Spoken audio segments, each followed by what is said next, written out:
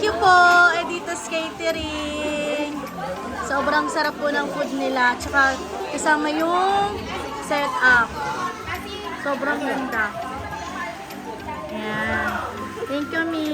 Hello, Editas Catering. Sabi nga, this is the best birthday ever. Wala si Ate Jade. Grabe talaga, imagine mo, sabi ko kay Mami Edita, simpleng birthday lang. Pero tignan mo, grabe yung backdrop na ginawa nila. Sobrang bongga talaga. Kala mo talaga magde-debut talaga si Mione. Grabe, talagang Edita's Catering. Sobrang effort. Ayan, sa mga naghahanap ng clown, message lang po si Kuya. Ang bait-bait niya, tapos sobrang worth it pa. At ang galing-galing. Ang galing ng mga magic niya. Tuwan-tuwa ang mga kids. Grabe talaga. At ito na nga ang mga food. Grabe, 'di ba? Sobrang dami at ang sasarap talaga.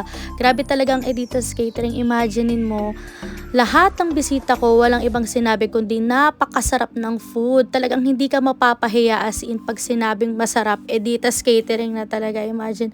At samahan mo pa ng napakabait ng mga staff. Tingnan mo, ayan si Kuya Darwin. Hi Kuya Darwin! Siya talaga yung punong abala sa paggawa din ng backdrop at sobrang hands-on niya talaga at napakabait talaga. Mapapa-best birthday ever ka talaga. Tingnan mo pati ang setup ng buffet nila, talagang sobrang effort talaga. Imaginein mo, para ka talaga nagbayad na sobrang mahal, pero imagine, napakamura at napaka-worth it at sobrang sarap talaga ng catering nila. Kaya ano pa ba hinaantay nyo? Message lang po, Edita's Catering!